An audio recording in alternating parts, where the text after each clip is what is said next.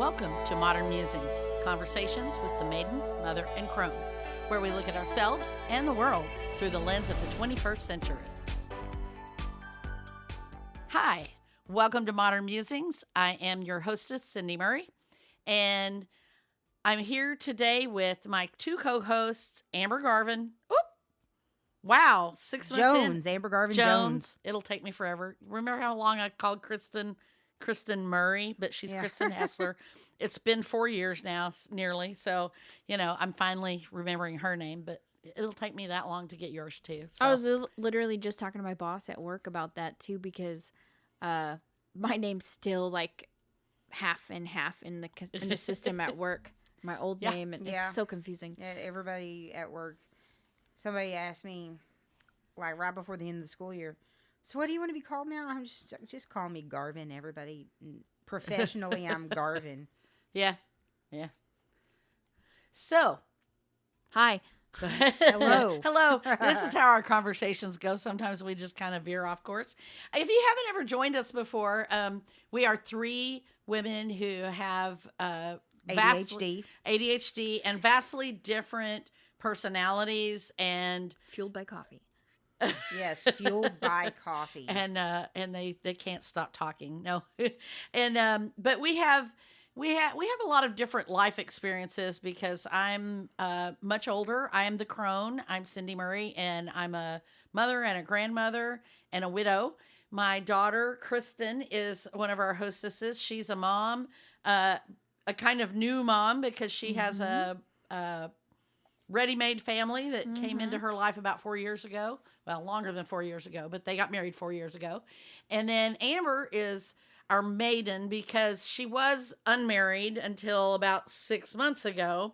And but we still consider her the maiden because she has that she's not a mom. She has very different needs, dreams, things. Her lifestyle is very much different from ours. And so chronologically, I am the youngest. And she is the youngest. Yep. Absolutely. Even if it's only by like 2 weeks or a week. It's 10 days. You are. 10 days, yeah. Okay. So, like I said, we're all very different, but we like to have really great conversations. And so what this show is about is us having conversations about things that are interesting to us or that we think will be interesting to you. And if you have not joined us before, we welcome you and we hope you'll stick around and enjoy it. Today's topic is something we've had on the list for a while now, and we haven't ever really gotten around to it. But I have this book that my family loves because it's I don't know how to explain it. It's very fun and it's very thought provoking, and it's written by Gregory Stock, Ph.D., and it's called The Book of Questions. And this is kind of a book. You can use it to incite thought-provoking conversations or whatever. That's what it's meant for. And I first saw this book. My roommate when I was in college had a copy of it, and I thought it was really cool. So I got it, and I also have the kids' book of questions. And it's very similar type book. And they just have very provocative questions, and when I say provocative, I'm not talking about a sexual nature. I'm talking about philosophy, thought-provoking, philosophical questions, brain stimulating. Yes. And so the kids ones are geared more towards kids, but the adult ones can sometimes be a little bit challenging, and sometimes I have a hard time answering them. But we thought it would be fun to throw a few of these out there and have some discussions around them because that's what this book is all about. I want to check out and see if he has any other editions because that's true. This book has been like in the family since I was a kid. I remember just like lazy summer days just flipping through it and answering the questions for in yourself. my head. Yeah. It's really great. For scrapbookers or anybody who does anything like memory journaling or just any kind of thought-provoking journaling and things like that. It's really great. Thought-provoking. I don't know. I gotta find some different words here.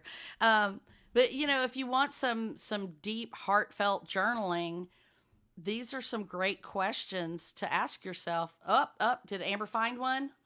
Yeah, revised and updated book of questions. Oh, it probably has more modern things. Okay, awesome. We'll put a link to that on Heard It on the podcast, and I'll find the original. I don't know if the original book is still in print. Probably not at this point. I don't even know what year this was published, but I do love this book, and it was 1985. So I'm going to just get started with some questions, and I'm just going to do a random pull, and we'll see what we come up with. Okay. All right. So, which would you prefer? A wild, turbulent life filled with joy, sorrow, passion, and adventure, intoxicating successes, and stunning setbacks, or a happy, secure, predictable life surrounded by friends and family without such wide swings of fortune and mood?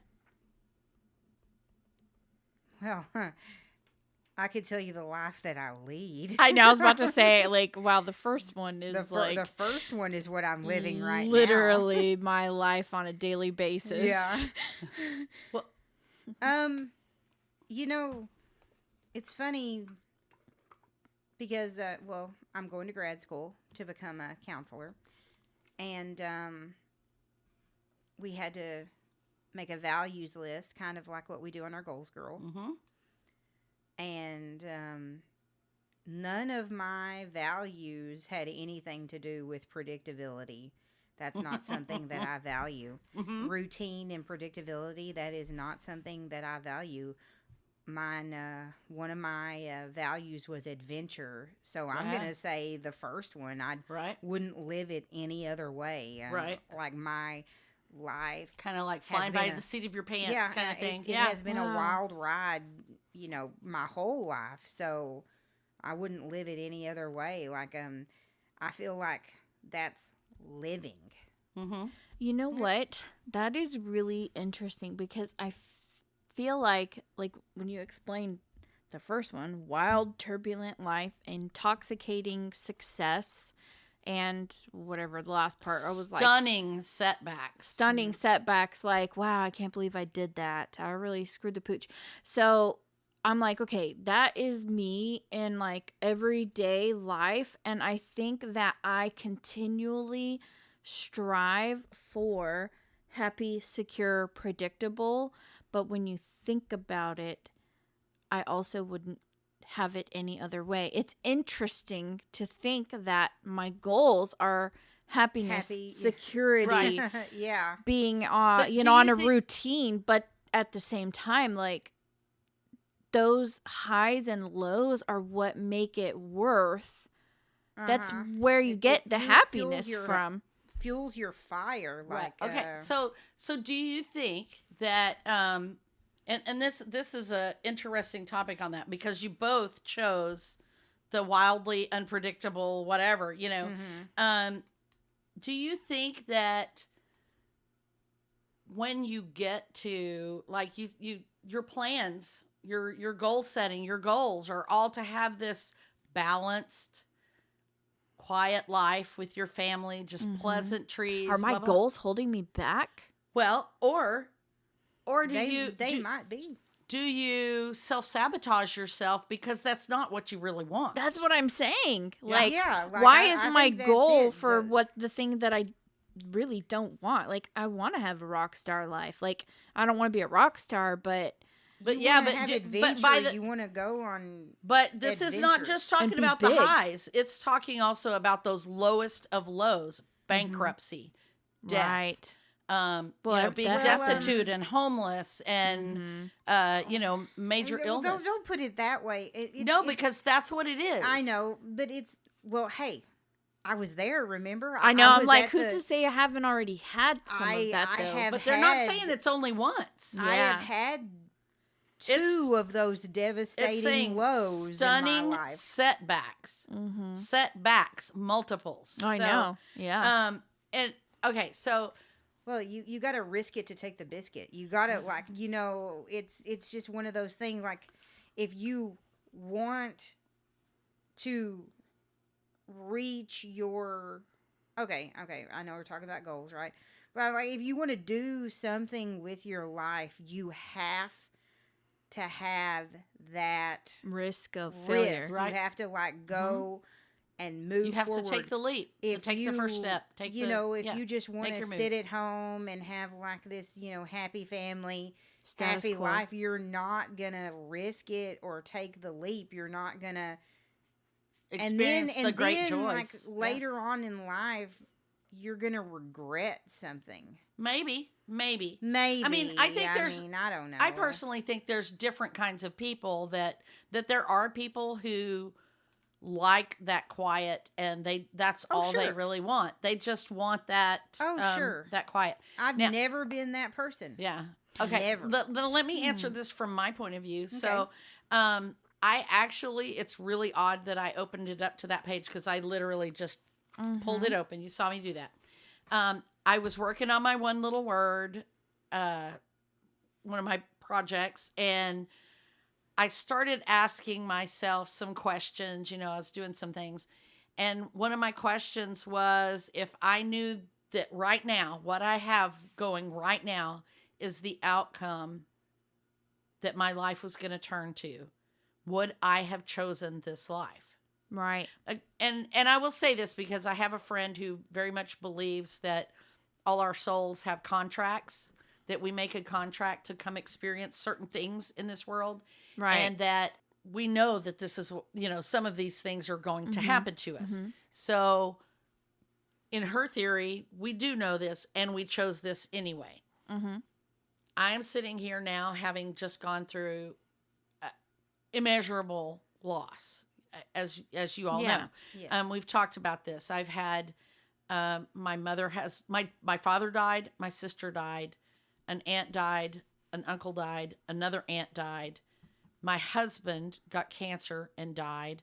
My mother had or has dementia, and she lived with us for a year and a half while I took care of her.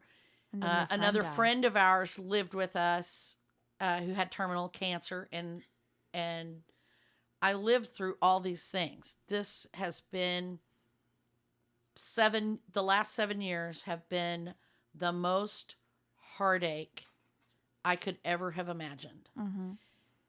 And I'm sitting here, you know, I was sitting here asking myself, would I do this again, knowing that it would be exactly the same?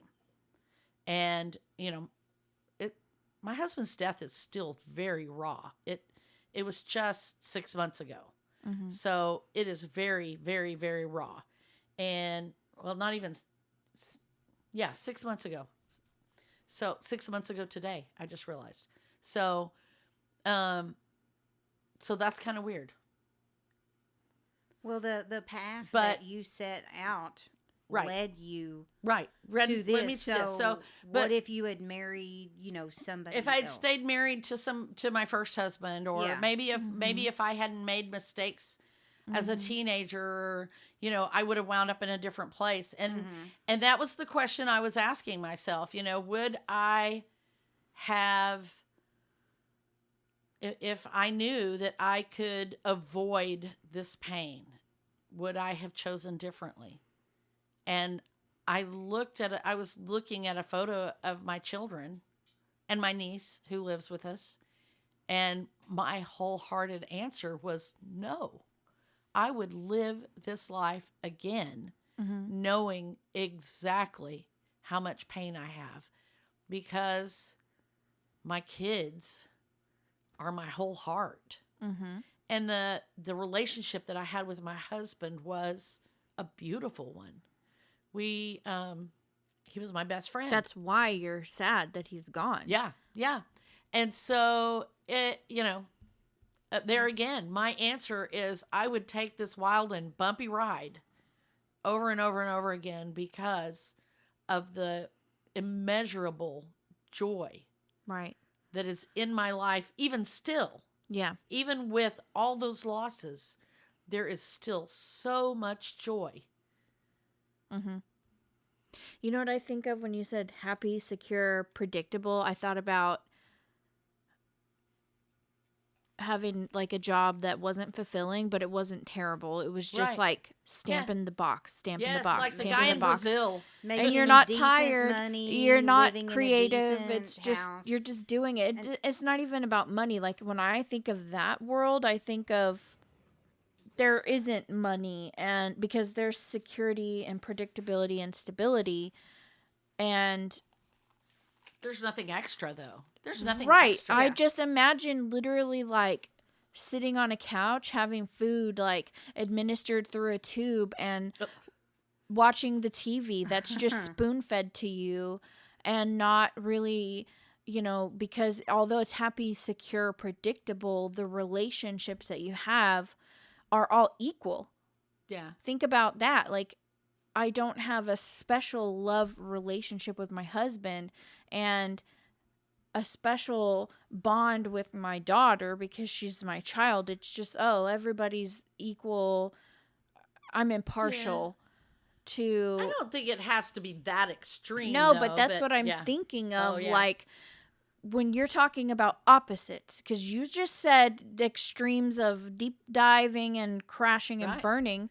So True. what's the extreme of the other way happy, around. secure, and It's- predictable? It's not living. But how are you? You're just a pile of flesh. I have to wonder how you can feel happy. Exactly. How is that possible? You don't know happy unless you know sad. Right. Because in order to understand all the wonderful things in your relationship from your husband who passed away, you understand that you're sad that you miss him because of those wonderful things. Right. Right. It brings you back to the root cause of why you feel that way. Right. You can't understand happiness, truly understand happiness, unless you understand the flip side of that coin. And security and predictability bring you only so much of a level of happiness. That there's no spike in the happy. Mhm. It's just a dull ache. Yeah. Right. Monotone of existence. It's not even It's an not even ache. an It's like a ache. It's buzz. just It's You're just, just it's flat. It's zero. right. To me, secure, predictable, happy. I don't even remember that. I just wrote those three things down and they stuck. I'll read it again. A happy, secure, predictable life surrounded by friends and family without such wide swings of fortune and mood. Right. There's no excitement with you're surrounded by a bunch of people that all feel the same. They all think the same. Right. And nobody gives a crap about anything because Sounds boring. or maybe they give a crap about everything and you don't because your life is secure and stable. Right. And everyone else's life is going up and down, up and down. Could you imagine looking on the other side of that glass? Right. And maybe right now your life feels chaotic, Amber, like mine. And I'm like, oh my gosh, everything's up and down, up and down. I wish I could just sit on the couch and relax and feel like secure. But wow, could you imagine being the You would person be on bored. the couch, I have seeing everyone else have successes and fears and I loss? have lived that life as well. In my first marriage, I was young. We were broke. I think we had one car at the time. We were living in this little tiny town in a trailer house. I had a baby. I think you were like a year old, something like that. Mhm. Or maybe not even a year old. You probably weren't even a year old yet. And I was bored. I was bored to tears. I loved spending time with you, but we didn't even have a phone. So, my husband went to work every day. I stayed home, cleaned house, did nothing. I read books. I watched TV. I crocheted. I played with you. That was all I did. That was the extent of my life. And daydreamed. I daydreamed because I was so bored. And I swore I didn't want to do that. I never wanted to be bored with my life ever again. And so I've always come up with things, work or hobbies or, volunteering or whatever to fill up my life because I couldn't stand that feeling. Yeah. Because it's just boredom. Yeah. Yeah. Yeah, I can't stand to be bored. I've always carry something with me I call boredom busters, 'cause Oh, yeah. I can't sit still. My brain doesn't sit still. there's always something going on.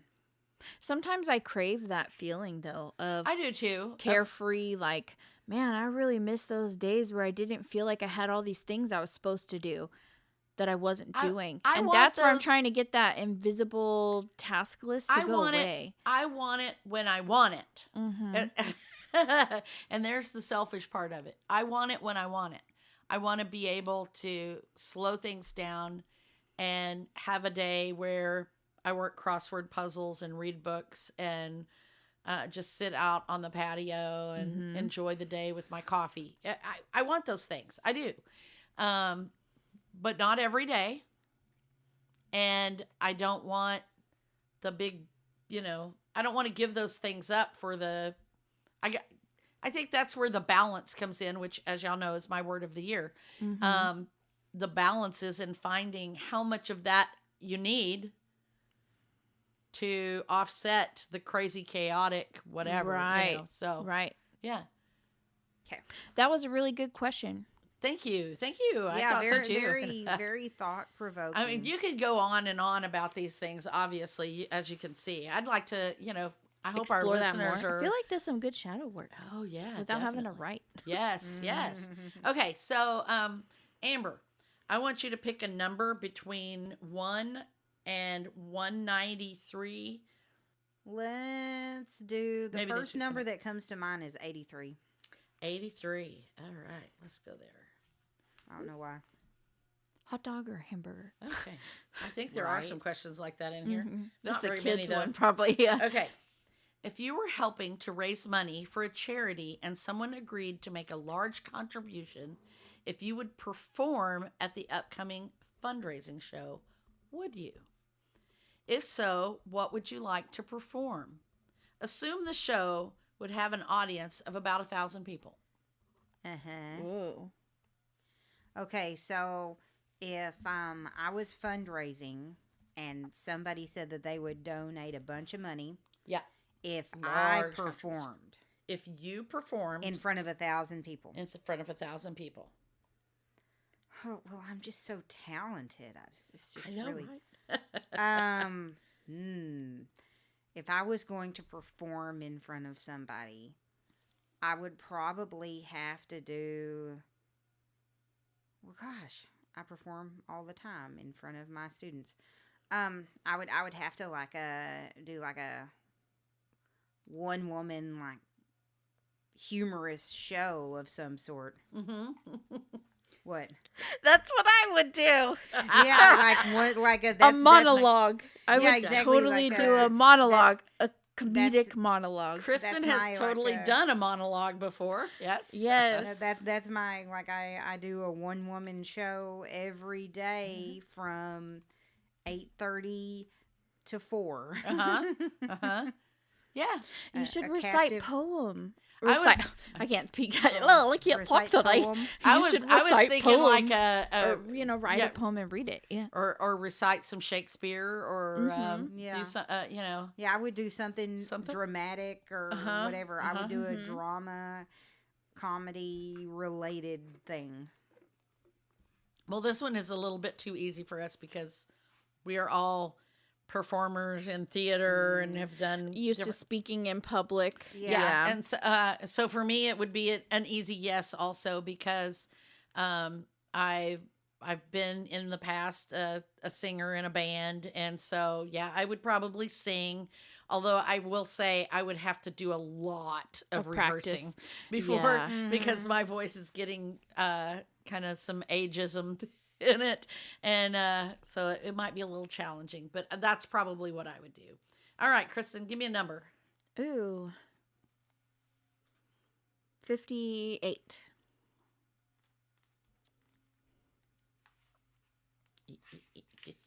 58. Okay, here we go. A good friend pulls off a well-conceived practical joke that plays on one of your foibles and makes you look ridiculous. How would you react? Can you spell foible, please? Can you give us the definition? dictionary? Like Can you spelling. pronounce This is it? not the Scripps wedding, or the Scripps wedding. We Scripps can't talk spelling- today, apparently. The Scripps spelling bee. Foibles, your mistakes, or whatever, you know. Can you use it in a sentence? Yes.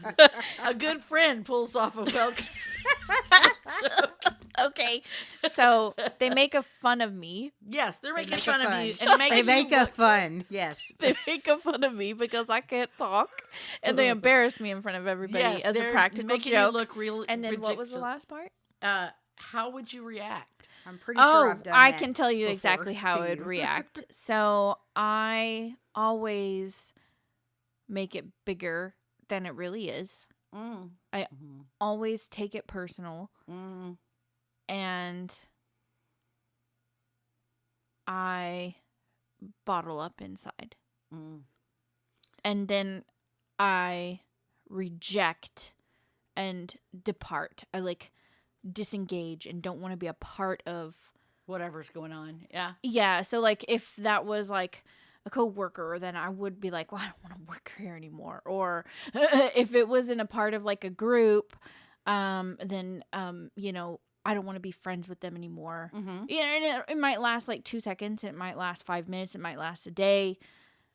It's never that long. I always talk myself down, like, because immediately I recognize myself now, like going, why are you making this so a big deal? Like, and that's a practical joke, so it's not even like them being malicious. Right. And so They I just would think it's I funny.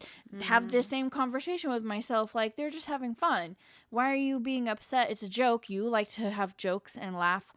And that's the kind of like the conversation I would have with myself, but I would also be like pouting on the inside. Mm-hmm. So just being honest, like, that's how I roll. Okay. That's actually probably one of my biggest weaknesses. Yeah. Like, that's my Achilles tendon. Yeah. Not practical jokes. I do hate practical jokes though. Just because I think they're like a waste of space and things, and they're messy a lot of times, and like they're rude. But just my feelings getting hurt, that part is like that. My feelings are my Achilles tendon. Does that make sense? Yeah. Yeah, you wear your heart on your I sleeve. do, You yeah. You totally do. And I it's a get that. chip on my shoulder. And a chip on your shoulder. Yeah.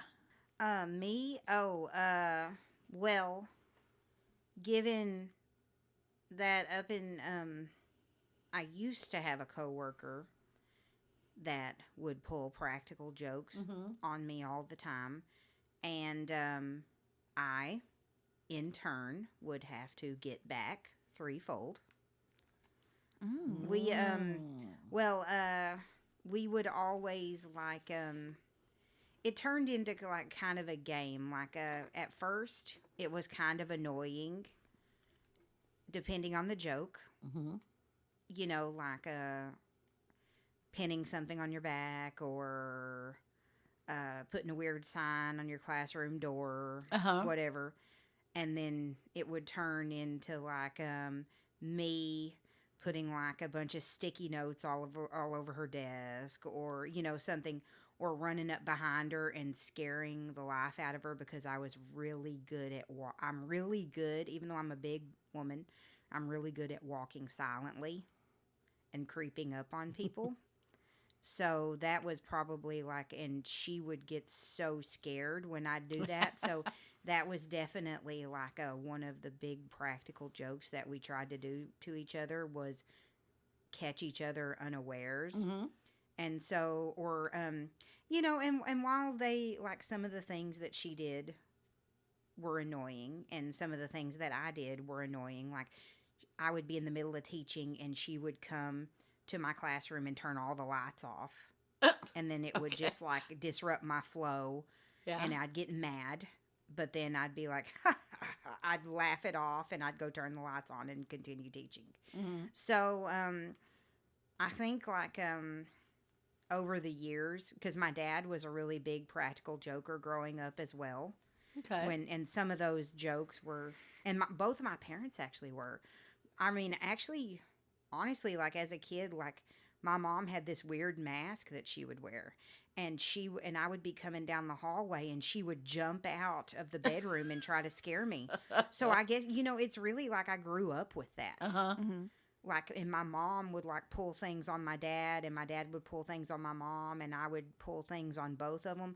So I guess like growing up with two joker parents, I kind of like learned to run with it at Mm-hmm. a young age. Like, and even like, ridicule, like public ridicule, like I'll be like in the mirror looking at my pimples, and my dad would call me Zit Master. So even like at a young age, I learned to just like take it and Mm-hmm. roll with it. So at work, when somebody pulls a joke on another person, we kind of all learn just to take it and roll with it. Mm-hmm. For me, I'm kind of like Kristen in I tend to take those kind of things personally. I feel like I guess when people make fun of me or laugh at my expense, I feel like they're um, disrespecting me. So, Mm-hmm. and I take things very personally, and I get my feelings hurt very much so. Now, I don't ever tell them that. Unlike you, though, I tend to hold on to that and just remember it for a long, long time. Like, It's the that, things that keep you up at night. well, not really, but it's like, did they really mean to hurt me? That, Mm-hmm. because it really hurt me, and I just think about it, it's like, am I really that ridiculous that they have to make fun of me? One great example is my senior prom. They always come up with things that are, and I think I may have mentioned this before on a previous podcast, actually. There was, they always have the junior class will come up with a lot of superlative awards for people. So the most congenial and the most likely to succeed and all those things. Okay. And so at my senior prom, or I think these were like done in the form of like a 20-year prediction, kind of thing. This is what's going to happen in 20 years. And so a couple of girls that I knew wrote that came up with this one that I would wind up, I think it was that two of the other girls in my class would own an oil well, and I was always having to beg them for gas or something. I don't remember exactly what it Wow. was. And That's weird. yeah, it was Like really, it was implying you were poor or something. well, it was. Yeah. It was because what would always happen, because when I grew up poor, I did grow up poor, and I often didn't have enough gas money to. We lived in a little town called New Deal, Texas. It's just outside of Lubbock. And my junior and senior year, I was part of a cosmetology vocational program. And so me and several other girls my age would get in our car at lunch, and we would drive into Lubbock to go to cosmetology It's like school. 30 minutes away. Yeah, it did. It took us Yeah. 30. Well, we stopped and ate lunch. But You- the drive, yeah. But the thing was is that we weren't eating lunch at school, and so my parents did not give me money for lunch. So when we first started out, it was we were each taking turns bringing lunch for. There was three of us. I drove my car, and then we were taking turns with the lunch. But I didn't always have money for gas. My dad would give me $5 a week for gas. Now, I am saying that this is back in the days. Gas did not cost that much, but I had a gas guzzling V8 Chevy engine. It was a truck. It guzzled gas a lot, and I'm driving back and forth. Putting a lot of miles on that truck back and forth. And so I would ask, sometimes, can I skip lunch? Can you buy gas? Different things like that. And so they're asking that or making that prediction was really highlighting the fact that I was broke. I was poor. And my parents weren't providing me what I needed to succeed in school. Because if I didn't have those girls to ride with me and share that ride and share that gas money and provide that lunch, I would have had no lunch, and I would have had no gas to get to my cosmetology school that my parents pressured me into joining. Right. So the fact that they made that the butt of a joke that everybody laughed at, that just really struck a nerve. And I was so disheartened by it and so embarrassed by it. I actually left my prom early. I was kind of sad because I couldn't be there with my boyfriend anyway, because he didn't go to my school and they didn't allow outsiders at our prom. And so that was just like the last straw. I just left and asked him to come pick me up. And I regret having done that because I missed out on my senior prom. I mean, because this was all going on right after we ate dinner. I didn't even stay and dance. Yeah. And so I regret that. But I also, deep inside, I know that I don't think they knew my situation. I don't think they meant it in a mean-spirited way. Yeah. I think they were just, maybe they thought I spent all my money on other things. Well, I did. I bought cigarettes with my $5, so that was really bad. But because I was a bad kid. But that's beyond the point. I mean, $5 wasn't enough to get me gas all week long and buy me lunch anyway.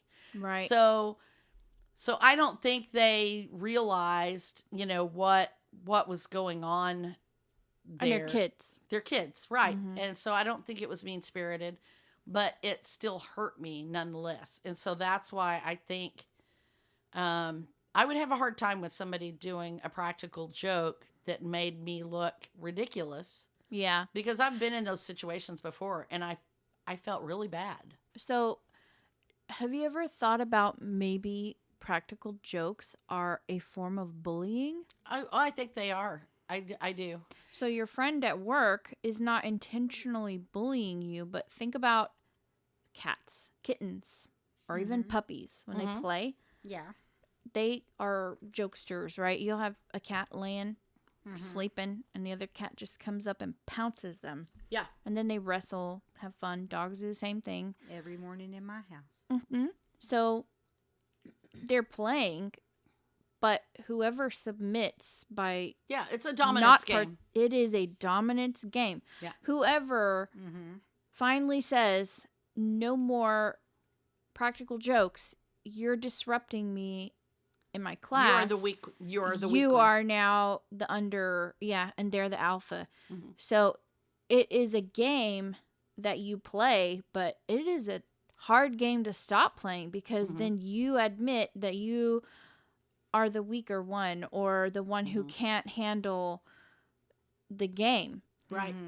And I mean, and it's all fun. It's your friend. But at the same time, like, it's an addiction. I think people get addicted to it and don't realize it. Well, and historically, if you look at people who played practical jokes, they play those jokes on the people who are easiest to pick absolutely. on. Right. Easy to pick on. They are. You have a target on your back because you're easy to pick on. And I think that's exactly, in some ways, that's what was happening to me. I did walk away from it, but I also held on to it. I mean, it still makes me very sad and very angry. Right. And it changed the way I looked at my school. I mean, I wasn't really happy with the school I was at anyway. But it changed my memories of that school in a way that made me feel like I had to walk away from it and not. They weren't a part of it. My high school years became not a good thing, really. And I walked away from it, and I really don't go back. I've been back to one one reunion that we had. If only they knew you owned oil. No. Right. I own the oil well now. Right. No. So no, it's really weird because I did go back to a reunion that we had, and it was funny because they brought out some embarrassing stories again, and I'm like, wow, okay, still picking on everybody else. It's pick on or get picked on. Yeah, it is. And I don't think, and like I said, I don't think people realize that's what they're doing. Mm-hmm. I don't. Some people do. Yeah. I mean, some people, particularly with guys. Yeah. Yeah, that's why I feel like it has to be something where you both, what do you call that? A mutual. Yeah. Yeah. Well, and I'm going to bring up another sore topic on that affected you. We had Girl Scouts, and we went camping one year, and our other leader thought, let's play a practical joke on the other team. Oh, you remember this, right? I'll never forget that. Okay. Yeah. So let me set the stage here. We have, oh boy, how many girls did we have? 17, 18 something girls like in that, our troop. We're, for a Girl Scout troop, that's quite a lot. And we were mixed ages. And we were there with a bunch of we had moms camping with us and stuff. And then the other leader and myself. And we decided we were working on trail signs and how to make trail signs. And we wanted to find, I think the idea was we took our snack and we hid the snack somewhere and you at had camp. To follow the trail and you had signs to follow the trail signs to find your snack. And snack with some brownies, right? So we divided into two groups, and I don't know why the two leaders wound up in the same group. I really feel like that was our first mistake. The other leader and I were with one group, and the other two moms were with the other group. And we went off and hid our things, and the other leader that was with me said, we should play a practical joke. And all the girls in our little group said, yeah, let's do that. So we set up our trail, and then you didn't leave. We didn't leave the snack, the brownies. We took them back with us to camp. And so you broke the rules. Well, yeah, it was a practical joke. So the idea was we came back, and I think we had something else, and we made it look like we ate all the brownies instead. Right? Mm-hmm. And so we were sitting there with like chocolate all over our teeth or whatever. And they were like, we couldn't find it, and they were upset because they couldn't find it. And we laughed and said, we ate them all, or whatever. That was our practical joke. And they got so upset. And Kristen was in the group that couldn't find the brownies. Mm-hmm. And the other two mothers incited this riot. And I mean, we immediately fessed up and said, we have them right here, blah, blah, blah. But those other two mothers just went on and on and on and picked and picked and picked until all the girls were crying because we played a mean, nasty joke on them. Mm-hmm. And, it wasn't like they didn't get their brownies. They got their brownies. They just didn't find them. And they came back to camp and were like, we couldn't find them. Yeah. And, it was really short-lived. It was a very short practical joke. But I don't know what was worse, doing the practical joke or having to endure the person who was really upset about being pranked. Right. Which one of them was one of the mothers. Really upset. And she was really upset about it. And yeah. Well, and I think she was really upset because you also had people like me who got upset because I'm like, why can't we're failing at this task. Oh yeah. And then we got pranked. Yeah. Yeah. And so then we're like, how old were we? Like 8, 10, 12? We're upset. Yeah. Yeah. Hormonal. That was mean. Yeah. It was a mean joke, right? Because you didn't follow the rules. Like you told us what the rules were and then you didn't follow them. And so. Yeah. And, and if I had been on the pranking side, it would have been funny. Yeah. but Yeah. you know, And it wasn't, I don't think it was a bullying situation. I don't think we were bullying. It was just, we thought it would be funny, you know? Yeah.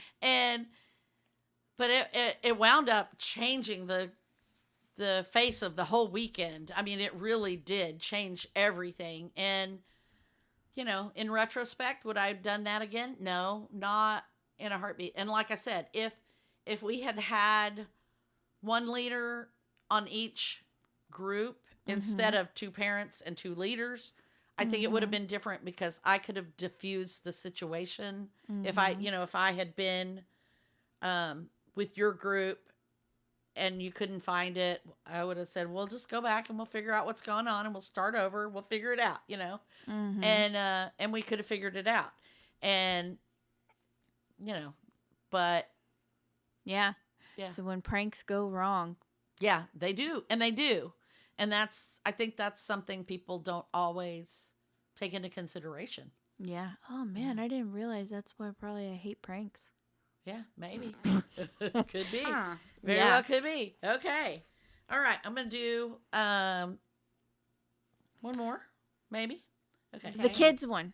A kid's one. Yeah. Okay. I'm This curious is from the about kids that. one. Okay. And I'm just going flip through here. Okay. Ooh. Hot dog. I'm looking for one. I don't know. There's some really good ones here. But the one I'm going to go with is, if you could be either the most attractive, the most athletic, or the smartest kid in your class, which would you choose? Oh, I have to choose from all of that? Attractive, athletic, or smartest. Yep. Oh, smartest. Always? Would you have chosen that when you were a kid? Yeah. No, Yeah. when I was a kid, I wanted to be the most attractive or athletic, I guess, because I consider those both kind of like one and the same. Maybe. See, that's tough. Hey. I mean, like when I was a kid, because I grew up with very intelligent parents, so that was like something that was valued the most in my household, was being smart and getting a good education, and me being, both my parents went to college, but me being the first to finish college. So it was always like the pressure was always for me to be the smartest in the room and have the best grades. And I never really wanted to be athletic. Yeah. Like, I never had any, fantasies like, ooh, I want to be an ice skater, or ooh, I want to be a gymnast or a ballerina. I never had those fantasies about being like the best at. Prettiest, yeah, maybe. But I mean, like, I wouldn't say like it was more like I didn't really care about being the prettiest. I just wanted to be skinnier because I didn't like getting made fun of. And back in the 80s, skinny equaled pretty. Well, that's true. Yeah. And so still does. And that's why I was thinking athletic in a lot of ways. And because you were saying you didn't dream of being a ballerina, or I literally wanted to be an ice skater, a gymnast, a ballerina, an actress, any of those things.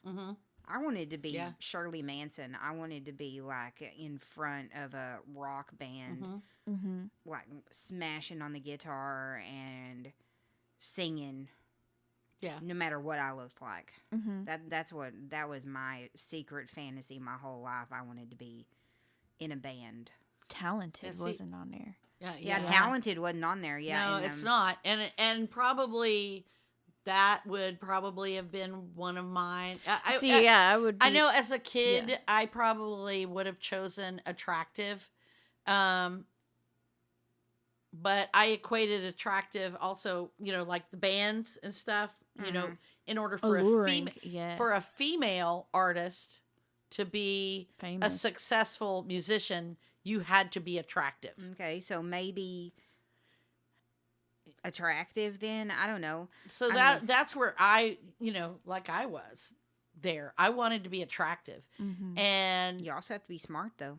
well, not necessarily. There's a lot of artists out there that aren't very smart at all. I don't know. Like one of my values that I have, like at the highest, my very highest value when we did our values for grad school was intelligence. So It is mine too. And that's why I say as a child, I would have chosen that. But now as an adult, intelligence, absolutely. And it's also there's a big swing of difference now because intelligence is actually valued in our culture. Oh gosh, even among nerds pop weren't cool. culture. Right. Being a nerd is popular now. And so that's a different thing. When I was a kid, being a nerd, being smart was not cool. Yeah. And so there's that. The athletic thing, yes, I wanted to be more athletic than I was because I'm kind of a clod. But I think a lot of that was pressure from my mother because my mother and her sister and her mother and her mother's sister all played basketball. And my mother wanted me to play basketball, but I was not any good at it. And I tried. I played in junior high. I also played volleyball in high school. I just wasn't any good at it. And, we were required to run track, whether you were in athletics or PE. And so I can't run. I wasn't big enough or strong enough to do things like shot put and discus and stuff like that. I'm just not coordinated to do a lot of things. So I would have liked to have been more of that, but that wasn't. If I had to choose when I was a kid, it would have been attractive. As an adult, I would probably lean more towards the intelligence. So Absolutely, yeah. Now I'm like, me. I'm Yeah. glad I'm smart. yeah, smart is good. Smart is good. I always felt like, since I was a bigger girl, like if I could not be the prettiest, then I was definitely going to be the smartest. Oh yeah. Well, and I encouraged both of my kids to be smart. That was what I did. Now my dad pushed smarts. He wanted good grades and stuff like that. But, yeah, I don't know. Yeah. Smart. Okay. I'm going to do one more. Okay. How do you feel when you see someone who is disfigured or crippled? Ooh. Could you be best friends with someone who was extremely ugly? Is that the same question? Yes, It all in the feels same. like two questions. Well, it's because they say disfigured, so And it's going a little deeper into that. Into that, yeah. Interesting. So, having, weight problems, I have a little bit of body dysmorphia because of the way I look, how I see myself, how I think people see me, how I feel. And so I could see where naturally humans want to be adverse to, It is human nature yes, to dislike certain things. right, It's exactly. built into our DNA. Yeah, I'm like, wow, how do you approach this? It's- Because I am sensitive to that right. with my Yes. own sensitivities. But and it is I'm not in our even, DNA. I'm not disabled. And they've actually done studies Yeah. with babies exactly, yeah. looking at faces. So Yeah. And so my first thought when you read that question was sympathy and also, dang, I forgot the word. Not grief, but Empathy? well, so sympathy, like, what do you feel sorry for someone? What's that word? sympathy, No, like, it is a negative way, like, pity. Pity. thank you. Yeah. So I think of, my first thought was sympathy, but also pity, like in a bad way, like, Not just like, oh, I feel for them. I understand. I can relate, like empathize with them. But also I pity them because I am not disfigured. I'm or overweight. not the way they are. Right. But not in the sense like when you explained it, I was thinking like the worst case scenarios. I also find it very intriguing as well because my brain also wants to see how the rest of the world lives.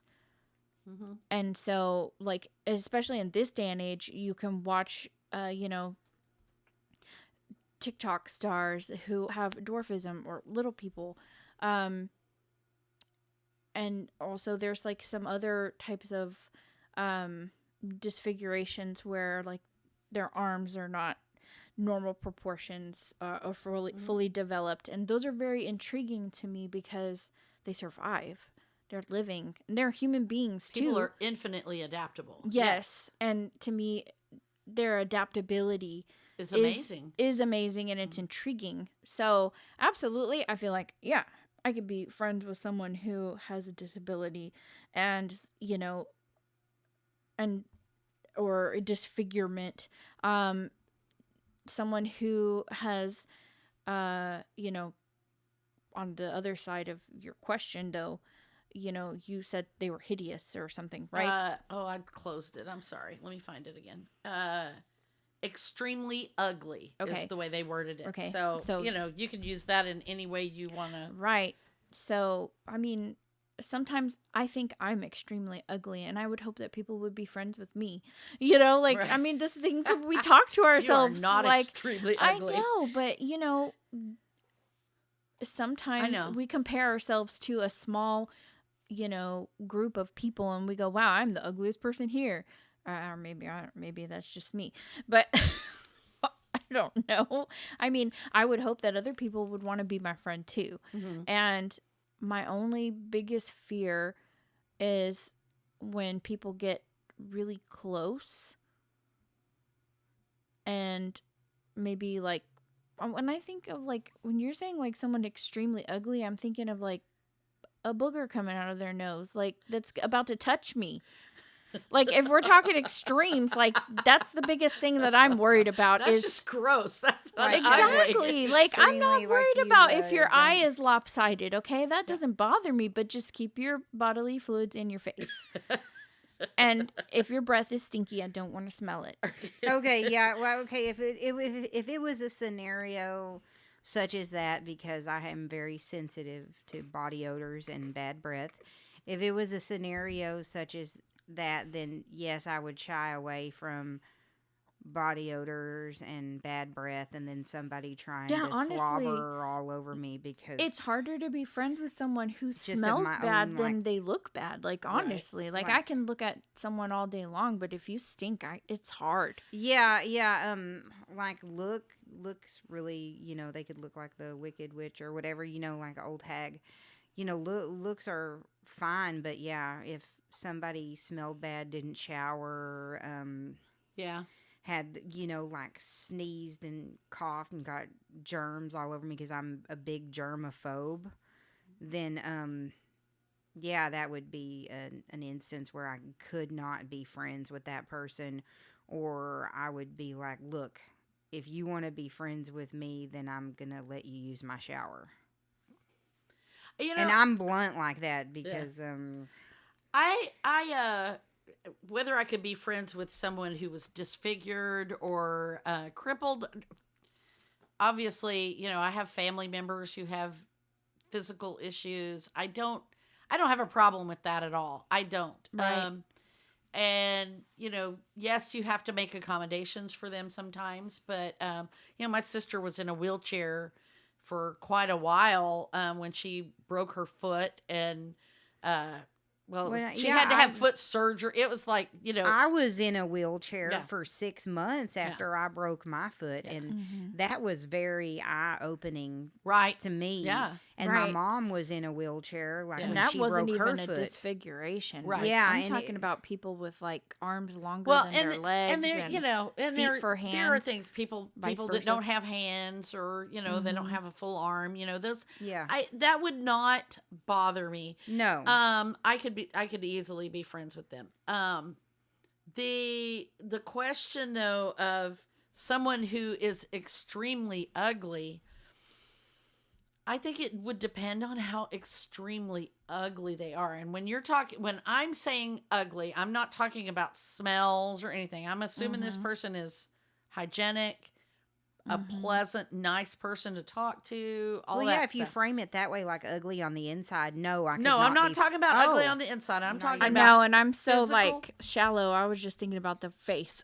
That's what I'm thinking of. I'm Yeah. thinking of, you know, like somebody who has elephantitis or, Yeah. you As know, long as it's not contagious. That's what I'm well, talking about. Yeah. but I don't know. I think if it was really severe, it might be hard for me. And I'm trying to be honest here. It's not that I wouldn't like that person, but I would find it very hard to be face to face with them without And stay focused. because it's You'd be self-conscious about how you look how at I them. looked at them and or avoided eye contact with them maybe. I don't know, because I have been in situations where somebody that had like a huge zit on their face or right, whatever. yeah, even something like that. You're like trying not to look at it or whatever, and or you know, I know people who have really rotten teeth, and I see their mouth, and it's all I can do not to look at it,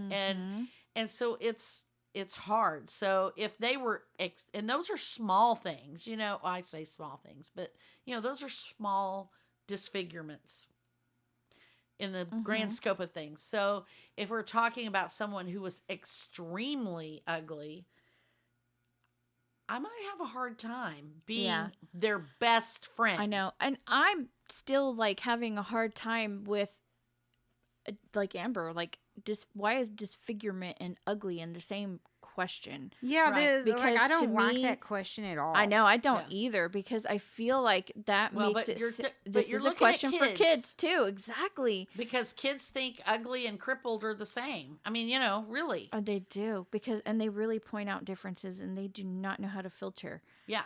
To, Yes. to not hurt Yes. people's feelings. The- Like, why is your leg like that? Yeah. Yeah. And then Yeah. I remember this little girl when I was at my friend's house, her like step sibling's child was like 5 years old or less, you know, and she like sat next to me and she goes, "I like you. You're a big pillow." And like that hurt my feelings. Like, oh yeah. and yeah. I was like, wow, they really know how to point out your disfigurement, because it is my figure that is dysfunctional, right. you know? And like, I don't like the idea of addressing someone as being ugly or hideous, Right. or because their face is disfigured. Like, that makes me mad. Right. Yeah. Yeah. Okay. Well, that's a That's big a conversation. big question. Yeah, that's a big that question. was like a. And we're out of time now, so I want to leave with the question. We're not going to answer it, but I'm going to leave you with another question, Ooh. a thought for our audience. If our listeners want to chime in on any of these questions, Yes. head on over to our MMC chat, which you can access if you're not a member of that group. It's a Facebook group. If you're not already a member, just go find Modern Musings on Facebook, and there's a link to the chat group right there on Modern Musings.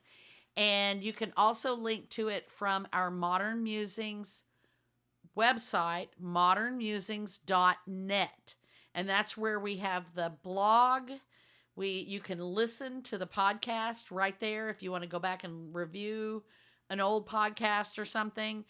And there's bios about us. And we also have the Heard It on the Podcast, where I will link these books, and You can go answer the questions. Hopefully the updated one's more politically correct. Oh, maybe. I don't know. I don't know. The whole point of this is to ask those hard questions. So, Yeah. okay, so I'm going to leave you with this question, and that'll be it. So this was the other one that came up on the opposite page here. So, and I had to choose between the two of them. Why do you think the most popular kids in school are so popular? In what ways do you think you are better than they are? Oh, wow. Interesting. That's it. Go over to our MMC chat, answer any of those questions, and we will be back next week with cool Texas destinations. All right, now that's exciting. Yes. Yay! So we'll see you next time. Bye. Bye.